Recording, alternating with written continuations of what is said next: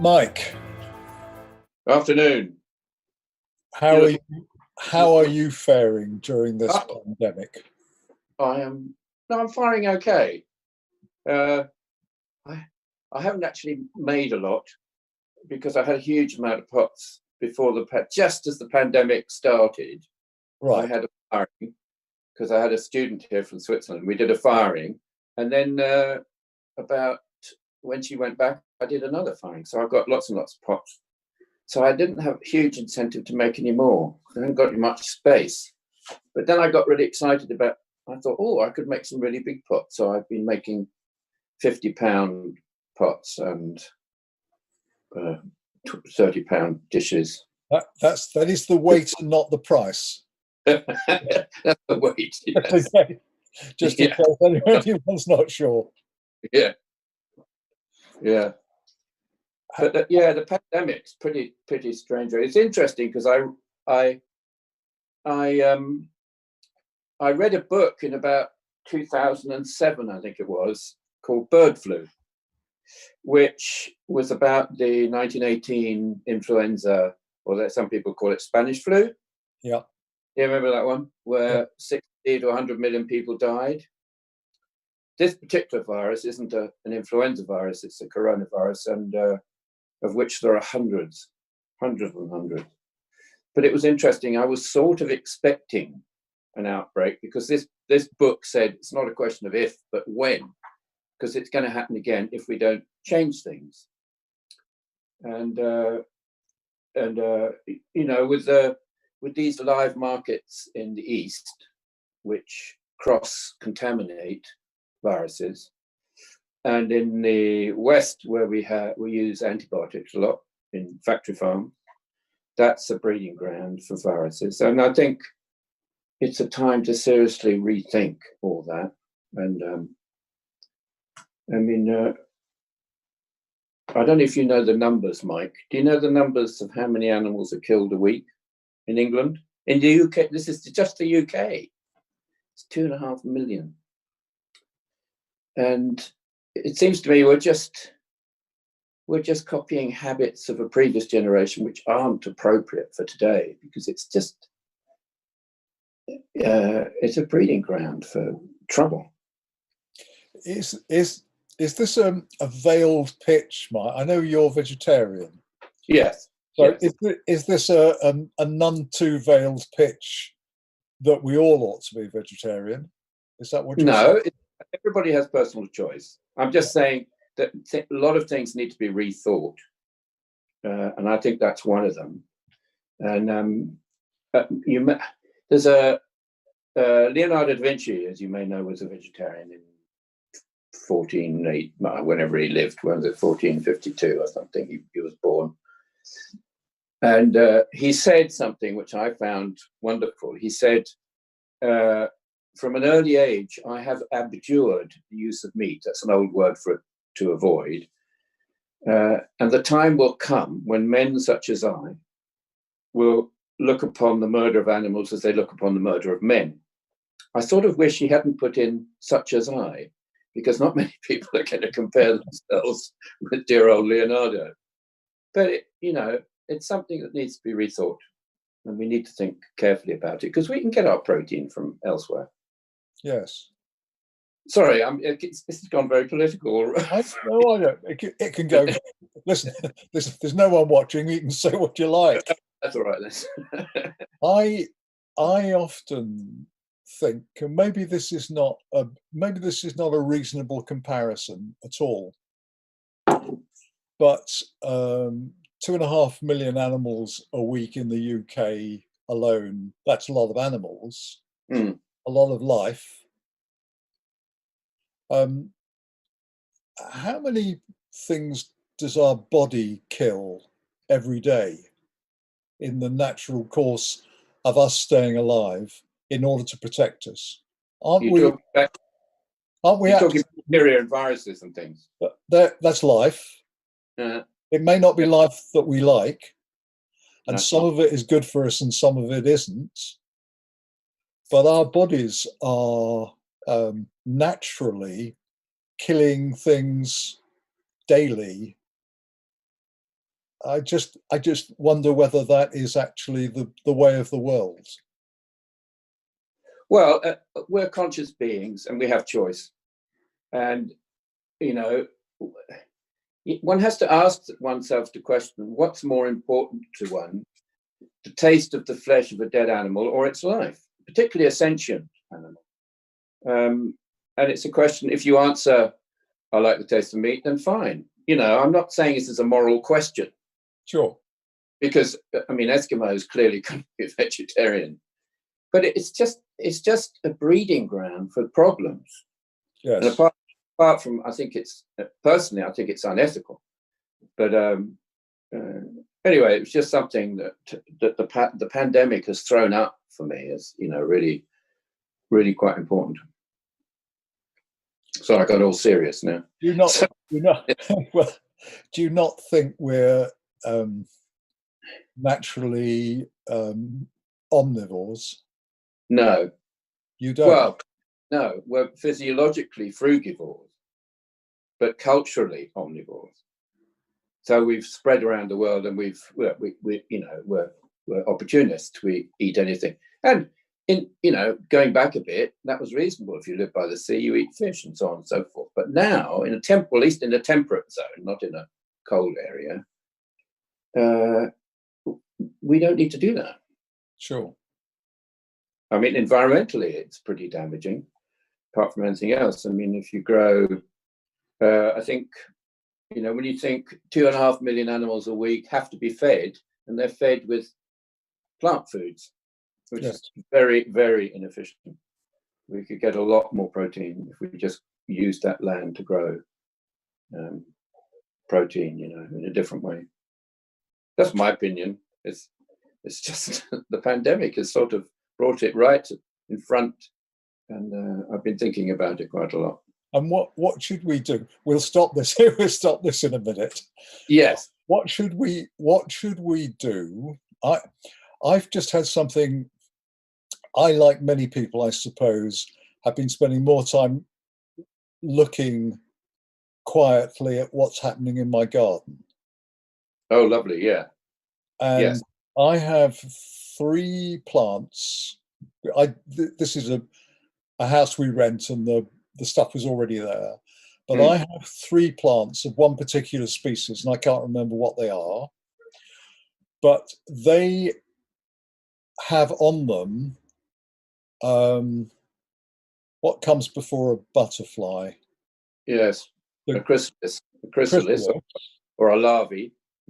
They have chrysalis on. Mm-hmm. And the chrysalis, we looked it up, and we find that it's a moth that doesn't normally appear in this country. And those moths have completely and absolutely stripped the plants. Yes. They've eaten everything. Yes. Well, that's not the end of our garden. But on the other hand, if we allowed rabbits to breed without ever culling them, then wouldn't we be in trouble in terms of growing our vegetables? Yes, well, lots of grey areas. The thing is, you have to, because there's so many people, we have to manage certain creatures like rabbits and rats and deer and things like that. But you don't manage them for pleasurable purposes. I mean, we eat animals for pleasurable purposes, not, we don't cull deer for pleasure. Well, some people might, but, it has to be done because there are too many of us on the planet. Sure. Oh, well, that's something different, isn't it? So that gives you an opportunity to go out and cull your rabbits. I've actually had a couple of chrysalises on my back door of the large cabbage white, and both of them were smashed to bits by hailstones the other day, the size of mothballs. Right. They were, they just got knocked off the door. In another life, thinking about your beginnings. Yes. In another life, you might have been on the front line fighting this pandemic, because you did go to Cambridge to read medicine, and you got part way through that, and then decided that you would be a potter. Yes. Whatever possessed you?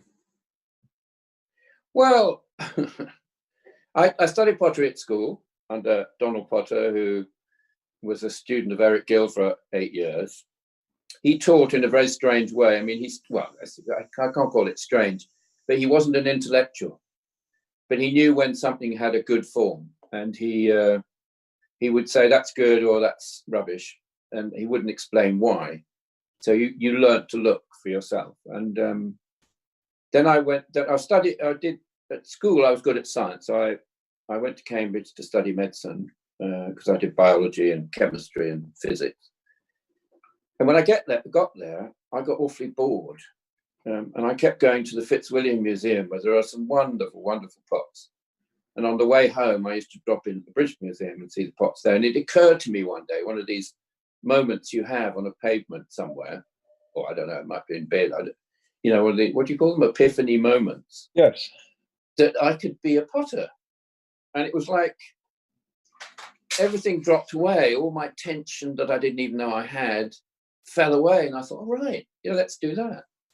So I then applied to an art college. I got my degree, a rather bad one, but I went to art college in London, which was equally hopeless, really. Well, I say equally. I mean, Cambridge was okay, but I was hopeless. Yeah. Well, I write about this the department in my book. It was a very strange place. Where are we talking about? Cambridge or the? No, this is Hammersmith in London. Oh, right. And it was a 3-year course, and my dad was paying for my digs and stuff, and I rang him up after a year and said, Dad, no, it's no point carrying on. They're useless here. I know more than them. I could pull handles. They couldn't even pull handles yet. The staff. So, and the guy who ran the ceramic department, the first lesson we had, he said we had to cut out a cardboard profile, throw a cylinder and push the cylinder into the profile. And I said, no, I'm not doing that. I don't want to be an industrial potter. I want to be a potter, proper potter. And so he didn't talk to me after that. Is this because of what you'd learned at school? Yeah. I learned at school because they had, he had Pladel Bovary and Paul Barron coming round, people like that, to help us and teach us, which was really nice. Yeah, we got good instruction at school. But I never thought at school that I would be a potter. When you were at when you were at Cambridge, when in the course did that moment of epiphany come? Well, I just had a coffee in a coffee bar, and I was walking down the street. It just happened. I was just thinking, I guess. And why did you feel it necessary to stay on? Did you think it only? Well, I tried. I went to my forget what you call them now, but my tutor, head tutor, whatever he was called, and I said I'd like to change to archaeology and anthropology. And he said, no, you can't do that. So I had to complete the thing, but my heart wasn't really in it. So I got I got a third degree, honours. But you have to get above 28% to get an honour. If you're above 28%, you get an honours. It's absurd. And at those days, if you paid 5 guineas, £5, 5 shillings, your MA became your BA became an MA. You didn't have to do any work. It's pathetic, isn't it? Awful system. Anyway, I didn't go for that. I wasn't going to pay 5 guineas. Did you have any idea, as a young man in his early 20s, of what your life was going to be like? Financially? No. Financially, no. Never. I never even thought of that.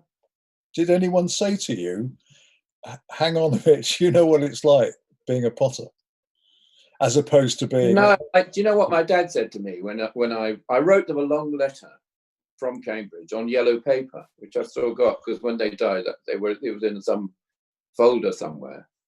And anyway, it's a long letter explaining what I wanted to do and go to continue with pottery studies. And my father wrote back and said, "Camellias don't grow in chalky ground, good luck." Which, if you're a gardener, you'll know what that means. And, if you just... Yeah, he was very good about that. My mother didn't say anything, because every mother would like their son to be a doctor, wouldn't they? So, yeah, no, they didn't put any obstacles in my way. They were, that's what he wants to do, that's what he wants to do. Mind you, I didn't have any money. Well, I did, I had £90, but that didn't go very far. But it happened somehow. Yes. Yes. And were there ever times when you regretted it? Never. No, never. No, I never had a moment of regret.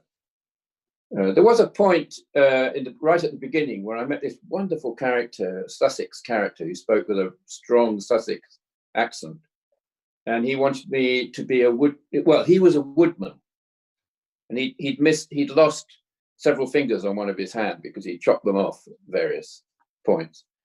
And he was a real character. And I quite fancy going and working with him in the woods and learning how to, scarf and do all the things that you need to do to make hedges and split chestnut and all that stuff.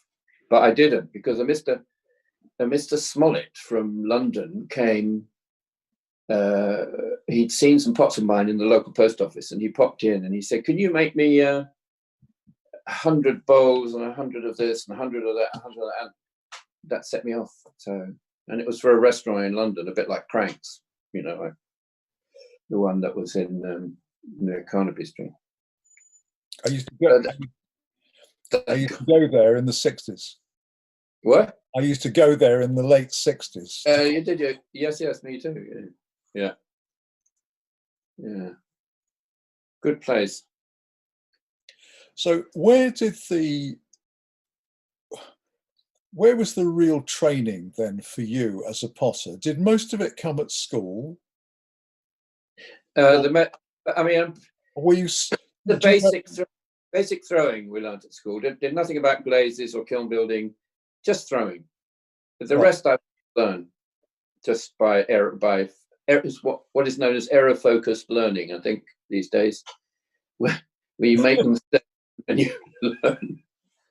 So the first kiln I built, not the first kiln actually. The first kiln I built was a little wood-fired kiln from. Do you remember Kosira, the Council Small Industries, rural something or other? Well, I got a plan from them. It was a small wood-fired kiln. I built it at the back of my parents' garden, and it worked really well. But of course, I expected it to work well, and that was the beginning. And then my first big kiln fell down when I built it, and then I thought, oh, I think I might need some angle iron around this thing.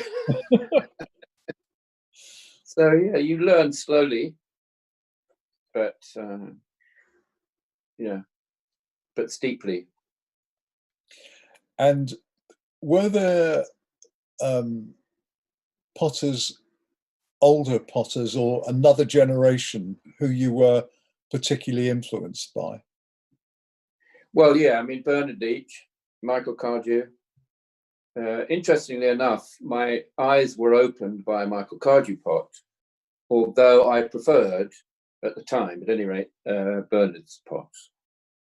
And then later, when Richard had set up his pottery at the Western, I followed his. I think he has a very natural. He's such a natural potter. I call him the Yehudi Menuhin of pottery because it's just a natural talent. Richard Batteram. Richard Batteram, yeah, who stopped work now because, he stopped work. Well, his life not very good now. Sure. But yeah, well, lots of who else influenced me at the time? There were only a couple of books. So it was difficult to know what was out there, you know. And then Shoji Hamada, of course, came into the picture, and he was pretty exciting. Those were the ones to start with. And Pladel Bovary had a lovely, gentle touch, I thought. And when I was at school, we were taken over to her place. And later on, after I left school and started the pottery, I went to see her, and she was already bent over double, you know, from arthritis. And she fired wood kilns up to about, she was age of 70, and then she turned to electric. And she produced some wonderful work out of electric kilns. She really, because it's not easy to get those results. And anyway, I chose 3 pots, 3 lovely little pots, not, you know, none taller than about 6 or 7 inches, just a little group. And I said, how much are they? And she said, would £1 each be all right? She was just wonderful. You've always generously bought the work of other potters, haven't you? I do like to buy the work of other potters, yes. Especially if they feed you, you know, because I mean, especially when you're young, you want things to feed you, you know, and some of the pots you grow past because they don't feed you anymore. But but a lot of them I sell on because I like them to do work, put it that way. Yes. As you know, I support a wildlife charity in South Africa, and I like to give them some money, and I sell pots that I've had for, I don't know, 10, 15 years that I've really enjoyed, so other people can enjoy them, but they do work. Good work elsewhere, which I think is a nice way of using them. Carry on. Yeah. Well, you have an enormous generosity of spirits, and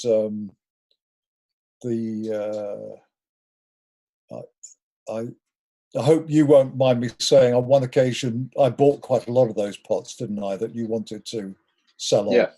Yeah. And I think a not inconsiderable amounts of money went straight off to support one of your charities. All of it, I think. Yeah. All of it. Yeah. What do you think of the way in which? What do you think of the way in which the next generation of potters is being educated in this country? Well, yeah, funny enough, I had a phone call from a young potter called Billy the other day saying, what do I do? You know, how can I get work? How can I start? And blah, blah, blah. I don't know. I mean, all the pottery classes in all the art colleges, apart from, I think, Cardiff and maybe another one, have all closed down.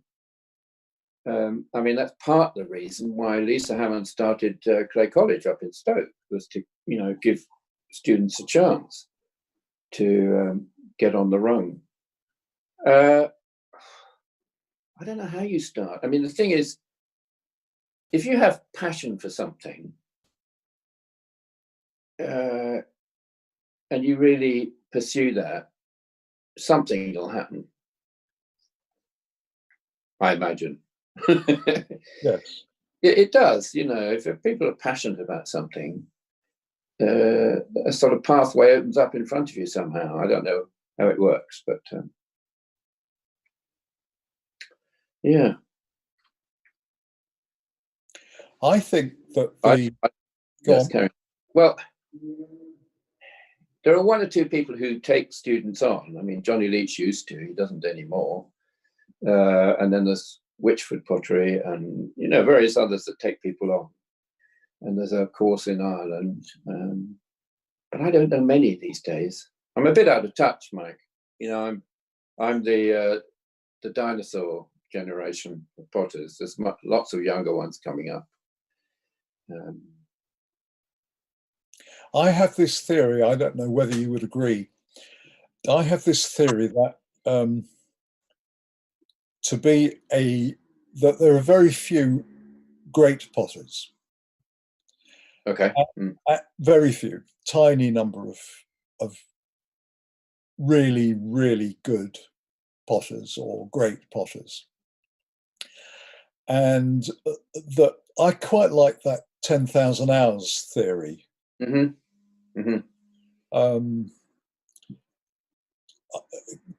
Two of my youngest children, who are musicians, yes, could start their 10,000 hours when they were tiny, so that by the time they were 20, they were pretty well there with the number of hours, and that was really nothing more than a basis. Well, a potter usually can't start until they're 20 or even more.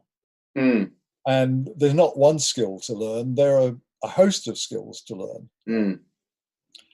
And I rather think that the best way of putting this,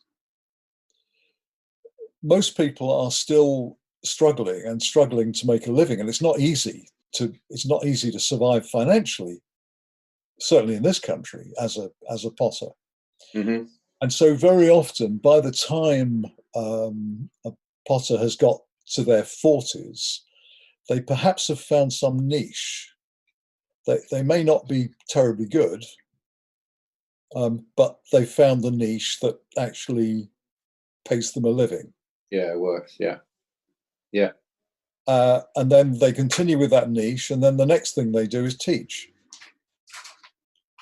And they are maybe not the best to be passing on the skills which perhaps they haven't really honed yet.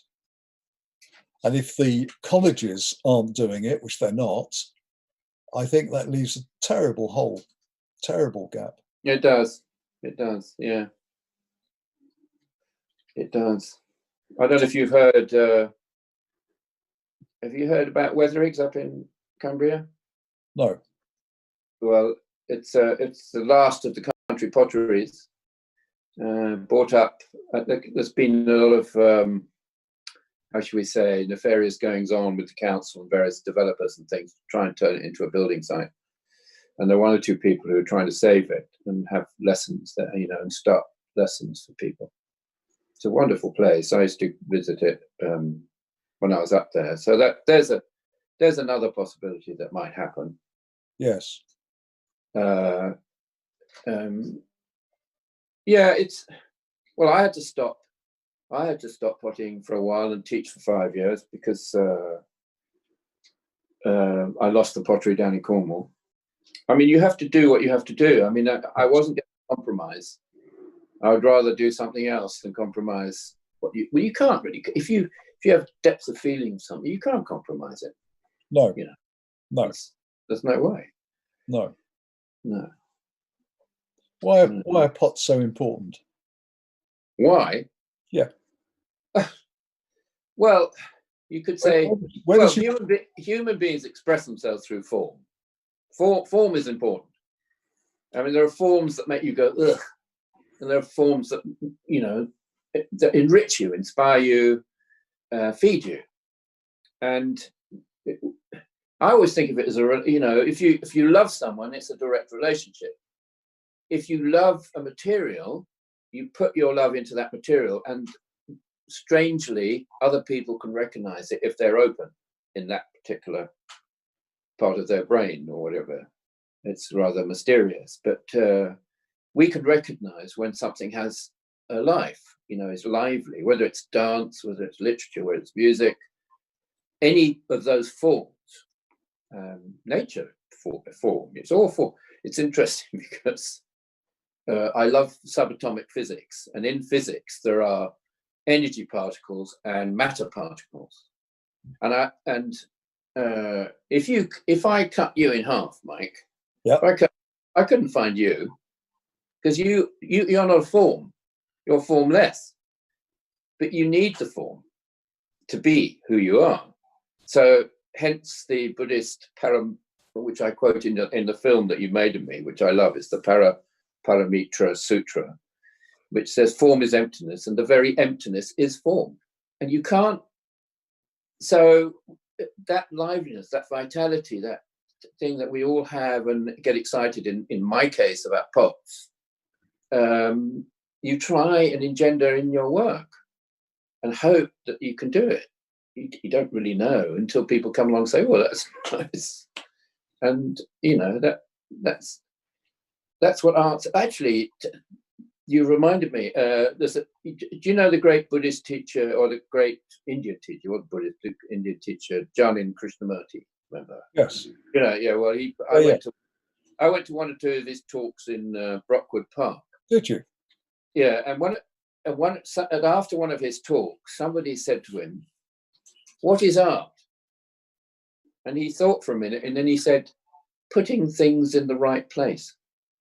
And I thought that was wonderful, because we use the word composition for painters, or, you know, which means to place with. Well, it's a question, how do you place it with? You know, artists are always concerned about composition. So are musicians. So it's an exacting thing, and your vitality can recognize it. It's extraordinary.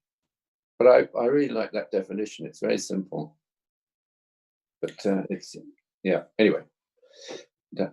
Some years ago, I read through the entire works of Krishnamurti. Oh, did you? I was, yes. I'm not sure whether that's not sad, but it was.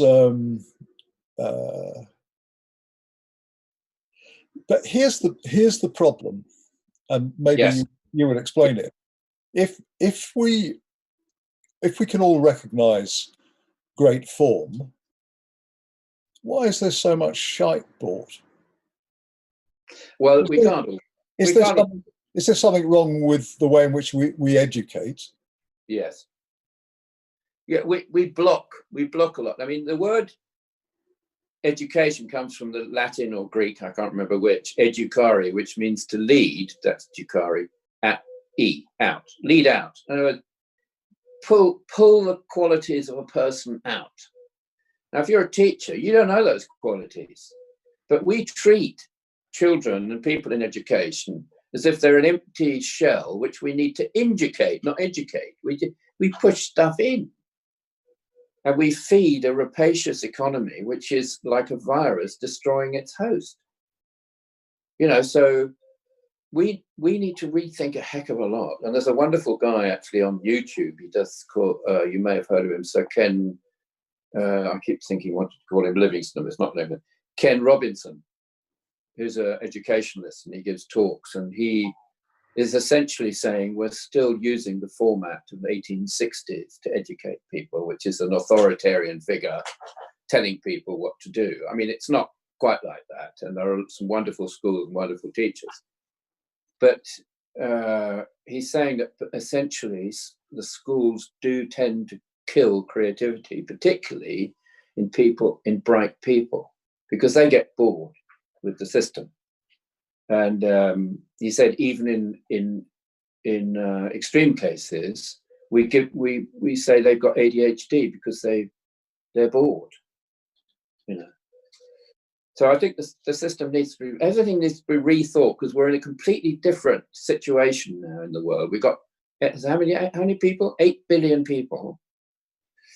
The seas are being pushed to their limits with overfishing. The land's being pushed. You know, there's a lot of rethinking to do, and the trouble is we tend to copy what the previous generation has done, and then we need to rethink it in lots of areas. We sit here in sunny Uppingham on the hill, surrounded by a few major English public schools. Yeah. And I have been privileged, I suppose, to have known many of the headmasters and senior masters of those schools, and over 50 years. Yeah. And the change which I think has happened in the last decade is extraordinary. Is it good? In Good. that, Yeah. But it's not good in that now they think they're businesses. Oh. And that parents apparently pay for 3A stars. And that is what is going to be delivered. And so the young people are, I think, made risk averse. And that is the thing which I reckon kills the creativity. Mm. Yeah, you could be right there. And the other thing is that's not taught is consequences of our actions. I mean, it is a little bit, but it's more lip service to things like that, with plastic recycling and so on and so forth. But everything needs to be rethought, and schools should be a lovely place of questioning. You learn the basics, you learn what you need to learn, and then you discuss and talk and push and keep your enthusiasm and excitement for things. I've often thought that it would be lovely I think the Finnish people, I haven't read up on it yet, but the Finnish people have changed their education completely. And I'd like to see more, you teach, I mean, primary schools generally are pretty good. But after that, I'd like to see people go into outward bound schools and do activities, and through the activities, relate them to academic subjects and find out where kids are really excited, and then you don't need to push them. They'll go there. Sure. Yeah. I think that in schools now, we are making young people risk averse. Yeah. And I think that's an absolute tragedy. Mm. And we see in the shop, we see wonderful little people coming in who are incredibly creative. And by the time they're 13 and 14, for some reason, it seems to have been knocked out of them. And maybe that's what you're talking about. Well, what my father said to me when I was about 21, 22, he said, if you can come through the education system and still have enthusiasm for something, you're doing well. And that was back when he was educated. Yes. And I don't think it's changed much. I mean, clearly there are very good teachers around, some excellent teachers around.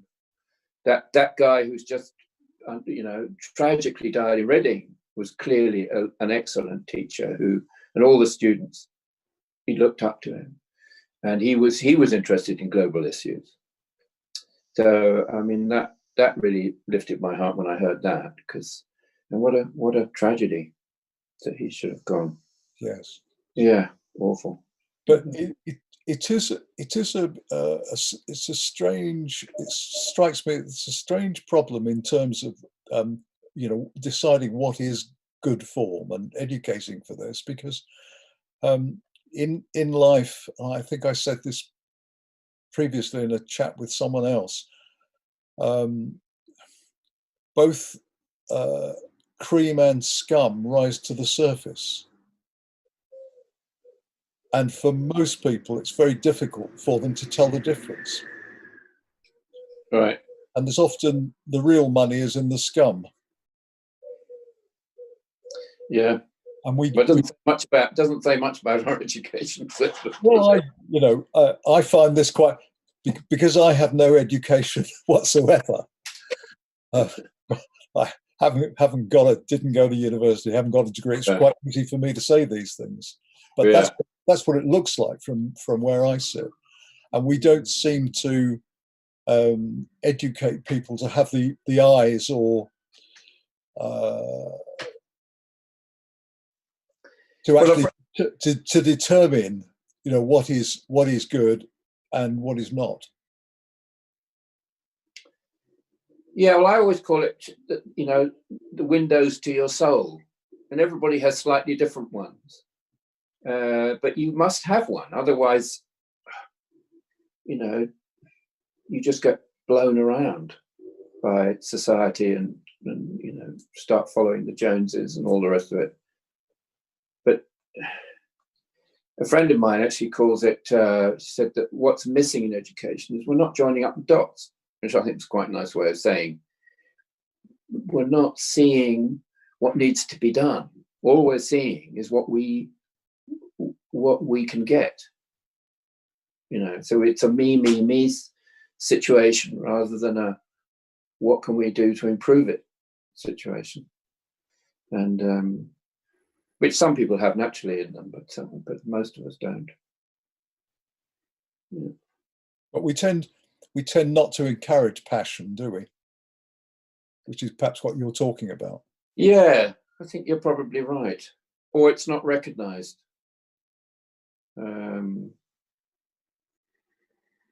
It's a difficult subject, that one, the passion. I mean, you know, I had passion. I didn't think about it until I couldn't understand why other people didn't have it. You know, I loved pots when I was young, and I still love pots, and I couldn't understand why people didn't get it. But then I very quickly realized that you know, lots of people got music, but not that many people got the language of pottery, because it is a language. All of these are a language. But dance is a lovely language. I love watching modern dance, doesn't matter, ballet, extraordinary, the movements that can be so expressive. It's just very moving. It's enriching. That's what we need, enrichment. Yes. And not impoverishment, which is what's happening to the planet and probably to people too, you know. So, and it's still a great wonder to me that people like you, nearer 80 than 70 now, still want to make better pots. Yeah, I do. Or yeah, it's like I have done a little teaching in my time, and I found that it's like about something, you take a different approach, so that, you know, and you find out which approach works for them. And it's the same stuff that you're trying to teach, but approaches are different. And I find pots are like that. You know, I try and do things in different ways, so that you know, more people can feel enriched. I don't want to stand still, because, you know, you know, when you're making, things suggest themselves. Shall I show you what I'm doing at the moment, Mike? Please, yeah. Well, I'll show you something that may surprise people. It's a little, can you see that little? Yes. It's a little cut-sided pot, which is being enamelled. And it's something that I'm playing with at the moment. It's something I've been wanting to do for about 30 years, but somehow I've only recently got round to it. But I had an operation last year on my leg because it blocked, the arteries are blocked. So they dynaroded it with a piece of wire to try and block it, which wasn't that successful. But during that time, I couldn't really work. So I thought, oh, this is the time to try some enamel. It's surprisingly difficult to find out any information. You know, it's because I don't read Japanese and Chinese, and English enamels are just basically color which you paint on, and it's like paint. Well, I wanted you know, glazes, not just paint. So, but these are the first efforts. Fantastic. Fantastic. I really enjoy it. But whether I should continue, but that's a nice one. Beautiful. Yeah, really. And how big are the big pots that you're making? I mean, you told us the weight, but in terms of 30 inches. Right. Oh, that is big. Yeah. Yeah. But they'll shrink a bit. Yeah. But I haven't made big pots for a long time, and I found it surprisingly difficult, and every shape I made wasn't the shape I initially thought of. I had to, I mean, if I did it for another 2 weeks, I think I could probably get there, but it's a lot of clay to play with. Right. But I enjoyed it. Yeah, I don't know whether I'll keep them all, but we'll see. I'm trying to remember when we have our next exhibition. I mean, we're selling your work all the time, week in, week out. About 18 months, I imagine. Must be about 18 months since we had the last one, I think. And it's usually about every 3 years, isn't it, Mike? Yes, it is. Yeah. You phoned me out the other day and said you'd sold a big one. That was nice. We had indeed. Yeah. And what advice would you give a young Mike Dodd, a young person starting off and wanting to be a potter? Do you know that quote by Thomas Jefferson? Honesty is the first rung to wisdom. And I would say honesty. Be honest, emotionally, visually. No bullshit. That's wonderful. I think that's a great note to end on, Mike. Yes, okay. I've really enjoyed that chat. Yeah, thank you, Mike. That was brilliant. Thank you very much. We'll speak again soon. Yeah, okay. Cheers. Bye-bye.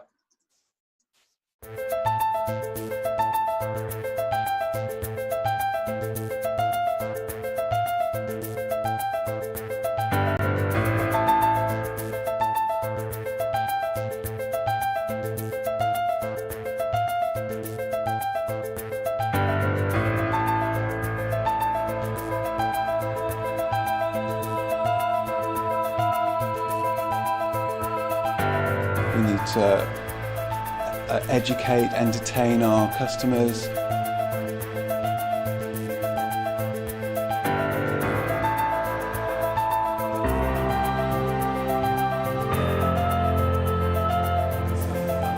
Okay, so now we're going to look at some other of his prints. I'm thinking very seriously about stopping making pots. It was nothing forced, and I think his jogs are really the epitome of that. Hello, welcome to today's broadcast from the Goldmark Gallery. One of my most regular places to visit up in this part of the world is the Goldmark Gallery.